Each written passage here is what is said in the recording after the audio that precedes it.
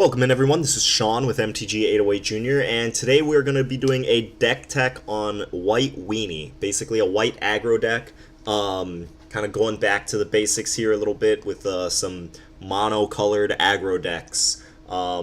We just did mono red not too long ago, and today we're going to be looking at mono white. Before we jump into that though, we want to make sure everyone in the world knows about our Youth Championship Scholarship Tournament happening this coming May. First place is getting $500 in scholarship, second place is getting $250 in scholarship, and the format is Standard Pauper, which is what we're going to be talking about today. So, if you live on Oahu and you like playing Magic, make sure you check out Standard Pauper. We've been running two tournaments a month, two youth tournaments a month, that is, and our final end-of-the-year tournament, championship tournament, is going to be happening in May. All right, so jumping in, white aggro, White Weenie. Basically, white aggro deck trying to play to the board, trying to make their creatures bigger than their opponents, and win through combat. This is the deck list of what we're going to be looking at today, and there's going to be a link to this in the description. But for now, we're going to be looking at the deck on Magic Online. Got a nice, beautiful visual here.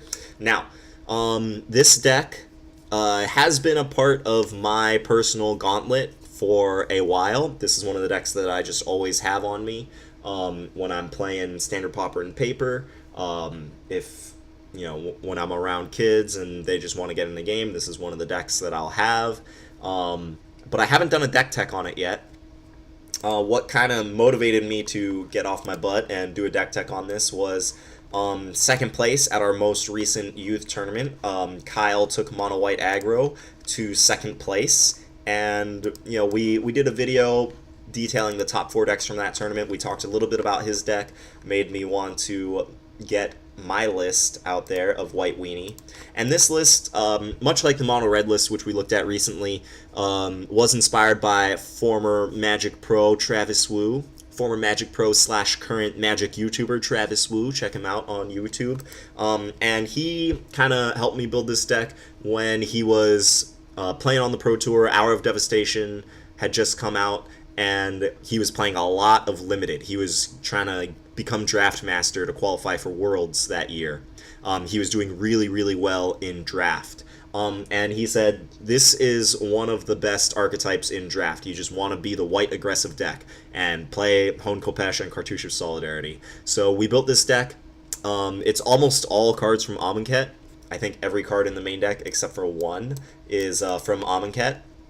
And then we've got some other cards here in the sideboard. But basically, if an archetype is really good in Limited, it is likely very good in Standard Pauper. So, going through the bread and butter here, we got just 20 lands, 2 utility lands, because we are a monocolored deck. We can play some colorless lands.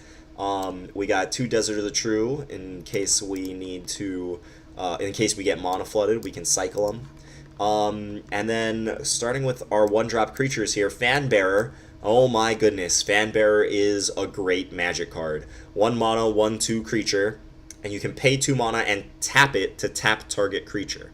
So this basically means if you have a Fanbearer untapped and it doesn't have Summoning Sickness and you have 2 lands untapped, you can basically prevent their best creature from ever attacking or blocking, right?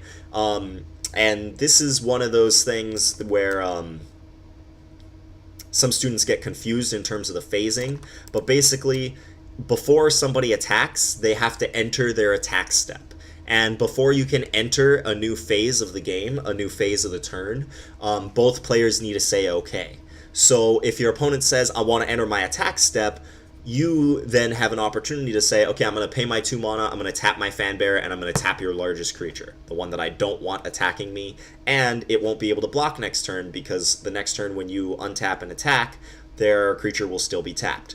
So Fanbearer is basically a removal spell on legs, right? You can attack with this if you need to, maybe in the early game when you're using your mana for other things. In the mid to late game, this thing just dominates the board. Right? There's a lot of decks out there that are just trying to build one big giant creature. Fanbearer does a great job of stopping that. So, Fanbearer, great Magic card. Definitely want 4 in any white aggressive deck. Also at the 1-drop slot, also a very good magic card, Sacred Cat. It's a 1 mana 1/1 lifelink. Just that on its own would be like a mediocre magic card, but the fact that this has Embalm means that this is basically 2 cards in one, right? If this dies for whatever reason, hopefully via a trade or they shot it with a removal spell or something, it dies, it went 1 for 1. You can pay 1 white mana to get it back and maybe trade with something else, right? So this card is basically card advantage on a stick, right? Card advantage on legs. So, and lifelink is a great ability when you're racing, and especially when you're able to buff up Sacred Cat with all of these other cards that we have in the deck. So Sacred Cat, very good magic card. Lifelink, very relevant ability for an aggro deck that's trying to race. And Embalm lets you kind of get some card advantage throughout the game. Okay, we have an aggro deck. That means that we have 4 Hone Kopesh. Hone Kopesh, great magic card. Especially when you put it on Sacred Cat, making it a 2/2 lifelinker, maybe even a 3/3 lifelinker if you have multiple Hone Kopesh, right? Hone Kopesh basically ensures that your attackers are going to be able to punch through damage, your blockers are going to be able to hold the ground, right? You can move it after combat. You're going to almost always be using your mana efficiently when you have a Hone Kopesh. Just all around great magic card. If you're playing aggro, play 4 Hone Kopesh. Last 1-drop card here, we have Cartouche of Solidarity. 1 mana, enchant creature you control, so you have to have a creature in play to cast this. When Cartouche of Solidarity enters the battlefield, create a 1/1 white warrior token with vigilance, and enchanted creature gets +1/+1 and has first strike. So for 1 mana, you are essentially adding 2 power and 2 toughness to the board, right? You can't do it on turn 1 because you need to have a creature in play, but at any point after that, for 1 mana, this is just a huge tempo play. Also, giving a creature first strike means that you're going to be able to attack into blockers that you normally wouldn't be able to attack into. Or you might be able to hold off creatures, you can hold off multiple medium-sized creatures with 1 creature with first strike, since their creature won't be able to trade with yours. So, first strike, very relevant ability. Buffing a creature, +1/+1, very relevant ability. And creating a 1/1 token, pretty relevant. It can trade with things. It can get in for damage. This deck really likes to go wide in the sense that you just try to flood the board with creatures and kind of overwhelm your opponent's defenses. So Cartouche of Solidarity is exactly what this deck wants to be doing. You do want to make sure that you don't play into removal spells, because if you put Cartouche of Solidarity on the stack, before it resolves, right, you have to choose a target. Say you're targeting a Sacred Cat.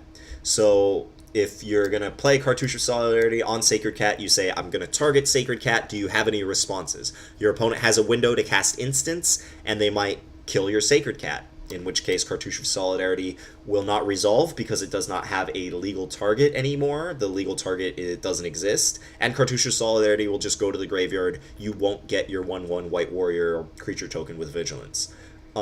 So you want to be careful with your timing of Cartouche of Solidarity, but besides that, this card is just, it does so much work. It does a lot of heavy lifting, does exactly what this deck wants to do.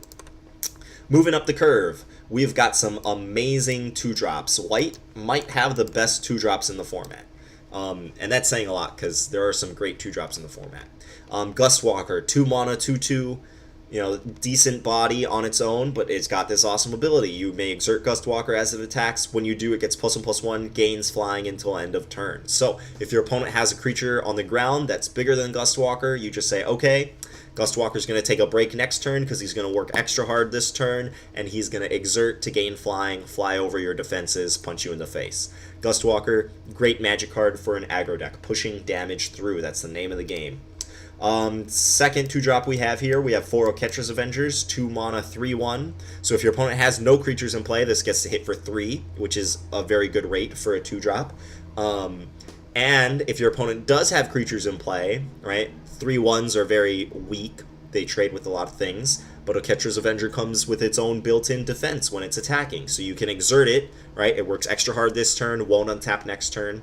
And when it attacks, it prevents all combat damage dealt to it this turn. So even if your opponent blocks with a creature that would trade with it, Oketra's Avenger will live, your opponent's creature will die. So as long as your opponent does not have a 4 toughness creature, exerting Oketra's Avenger puts your opponent in a tough spot. They're either going to take 3 from it, or they're going to lose a creature, and you won't lose your creature, so you'll get some card advantage there.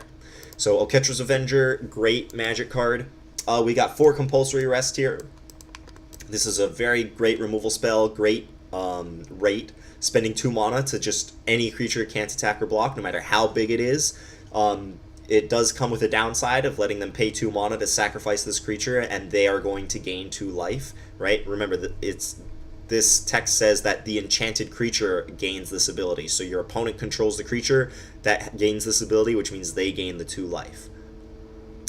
So your opponent will get to gain 2 life if they're not using their mana 1 turn down the road, but just being able to remove a creature, keep it from attacking or blocking, very good magic card. Yeah, definitely playing 4 of those. Last card in the 2-drop slot, we got 3 Mighty Leap. Mighty Leap, 2 mana, target creature, instant.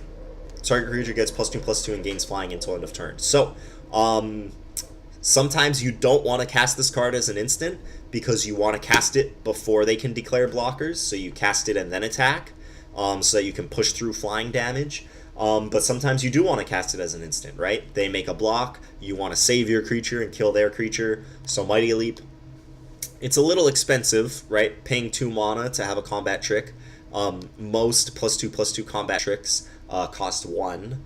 But we're playing this one because it can serve as a combat trick, or it can serve as a way to just end the game, right? If you have an Oketra's Avenger with a Hone Kopesh or a Cartouche on it, right, you give it flying, becomes 6 power of flying damage in the air. So great way to close out the game with Mighty Leap. Moving up the curve here, we've got 4 Unwavering Initiate. Now, I think that Unwavering Initiate is the best option in the 3-drop slot. Territorial Hammerskull here, which we're going to talk about in a minute, I think is a close second. But Unwavering Initiate just has great stats. It's a 3 mana 3/2, and it has Vigilance, which means that it can attack or block. Now, on its own, that wouldn't be that bad, but when you're starting to put Hone Kopeshes and Cartouche of Solidarities on it, meaning it can play offense and defense, then you're starting to look at a very, very powerful creature, right? Especially with First Strike. A 4/3 First Strike, there's not that much in the format that can scrap with that and live and kill it, right? So 4/3 First Striker definitely is going to dominate the board. So that, and having Vigilance means that you get to dominate while attacking and while defending. So very good magic card. And it has Embalm. So if the game goes long, you get a little mana flooded, you get up to 5 mana. We don't have any 5 mana spells in the deck, but we do have this 5 mana ability. If Unwavering Initiate is in your graveyard, pay 5, exile it, make a creature token that's a copy of it. So you excuse me, you get basically a 2-for-1 out of this card. So we get a little bit of card advantage built into our creatures here. We are playing a Territorial Hammerskull as a 5th 3-drop. 3 mana, 2/3. When it attacks, you get to tap target creature an opponent controls, which keeps their best creature from blocking. Really helps you push damage through, especially when you're going wide, right? If you have 3 creatures in play and they have 1, Territorial Hammerskull means that they're going to have 0 blockers and you have 3 attackers. If they have 2 creatures in play and you have 3, Territorial Hammerskull means that they only get to block 1 of your 3 creatures, the other 2 get to run past and hit them in the face. So, very good card at helping to push damage through. It doesn't have the best stats on its own. If you're on the draw, it's kind of not as good because this guy is best when attacking. So we're only playing 1, but he is still a very good magic card. Topping off the curve here, we got Takrop Elite. 4 mana, 2/2 flyer. So it's not the biggest body, but it has flying, so it can kind of chip through damage just by attacking normally. And you can exert it. So if you choose to exert it, all creatures you control get +1/+1 until end of turn. Right? So this is what I mean by go wide. if you are just flooding the board with 1-drops, right? Maybe you have a warrior token lying around, you have some 2-drops that might be outclassed, right? You land a Talkrop Elite, you know, if you have 4 creatures in play, you're adding 4 power to your board just by exerting this. If you have 5 creatures in play, you're adding 5 power to your board, right? So very strong magic card here. We are playing 4 of them. Yeah, just very good. It's a little clunky, but it's very good at closing the game out. Okay, moving over to the sideboard, we have got 4 Fragmentize. 1 mana sorcery, destroy target artifact or enchantment with converted mana cost 4 or less. This is very good at killing Inventor's Goggles and opposing Hone Kopeshes, maybe like opposing pacifism effects like Compulsory Rest or Unquenchable Thirst. So Fragmentize. It might be right to have 3, you know, since it only can target very specific cards. You don't want to side in too many, and then you know, you draw 3 of them and your opponent only plays 1 artifact, then, you know, it's like you discarded 2 cards that game. So it may not be right to have 4 in the sideboard, but I think since it's so cheap, I like having the option. We got 4 Bishop Soldier here. Bishop Soldier, not nearly as aggressive as Gus Walker and Oketra's Avenger for a 2-drop, but this guy has got lifelink, so he's much better when you're needing to block or when you're needing to race your opponent. So you can bring this in if your opponent is also trying to attack you, or if you're just on the draw, right? If you're in an aggro mirror, your opponent is on the play, it means that you're probably going to need to start blocking sooner than they will, and blocking with a lifelink creature kind of helps pad your life total to let you kind of start getting into the race. So Bishop Soldier, you know, not the most powerful 2-drop, so we didn't make room for it in the main deck, but I think it's definitely powerful enough that you want it sometimes. Rounding out the sideboard, we've got 3 Revoke Privileges, 3 mana, enchanted creature, can't attack or block, or crew vehicles, right? So just more effects like Compulsory Rest. It's a little clunkier. There aren't that many vehicles seeing play right now, so that crew vehicles part is not as important, but they don't get to gain the 2 life off of it in exchange for you paying 1 more mana. So Revoke Privileges is pretty solid. And then Legion's Judgment. Legion's Judgment is actually probably just straight worse than having more Revoke Privileges, so I'm going to go ahead and switch this. But if your opponent is playing big giant creatures, Legion's Judgment might be what you want in your sideboard. Being only 1 color means that you don't get the most variety in terms of sideboard choices, but Legion's Judgment is there. Last card in the sideboard, we got Desert of the True, right? If you're siding in a bunch of 3-drops, odds are you're probably going to want to add a land to the deck because you're significantly increasing your curve if you're going to add a bunch of 3-drops to it. So we got a land here. It's a cycle land so that, you know, we don't get mana flooded by bringing in that extra land. Alright, so that is White Weenie aggro. As I said, I've been wanting to make a deck tech on this for quite some time. I think that this list, or something close to it, was already featured in some of our gameplay videos. My buddy Nick built this list, or something close to it, and has been battling us with it. So, yeah. And a mono white aggro list came in 2nd place at our most recent tournament. Actually, yeah, this card, Legion's Judgment, not that great. But Legion Conquistador is a very good sideboard card. So, Kyle was playing this card in his sideboard. Yeah, let's see. We'll do 1 less Revoke Privileges. Okay, so we'll update the text version of the deck list with this. But Legion Conquistador, if your opponent is playing a control deck where they're just trying to kill all your creatures, Legion Conquistador is amazing. 3 mana, 2/2. When it comes into play, you may search your library for any number of cards named Legion Conquistador, reveal them, put them into your hand, shuffle your library. So if you only drew 1, you play it, you essentially draw 3 more cards, right? It's a 3 mana, 2/2, so it's a little clunky, it's a little underpowered, but if your opponent's game plan is to just kill all your creatures with spells, they're going to have a really hard time doing that when you play a creature that draws you 3 cards. So, Legion's Conquistador here in the sideboard. Great Magic card. A little slow, but very good against specific strategies. Alright, so that's the deck. We will update the text version, the text link. And if you like this video, go ahead and hit that like button. If you want to stay up to date on all our standard Pauper content, be sure to hit that subscribe button. If you enjoy what we do, or you just want to support Youth Magic on Hawaii, here in Oahu, please consider becoming a Patreon contributor. You choose how much you want to donate every month, and you'll get perks based on how much you donate. Everyone who donates will get access to our monthly expenditure report, so you will see how we are spending the money that we are crowdfunding. So far, you know, the youth tournament, the youth scholarship tournament was made possible thanks to our generous donations from our patrons. So, thank you for stopping by. Go ahead and leave a comment. Let me know what you think about the deck. Let me know what you think about standard Pauper.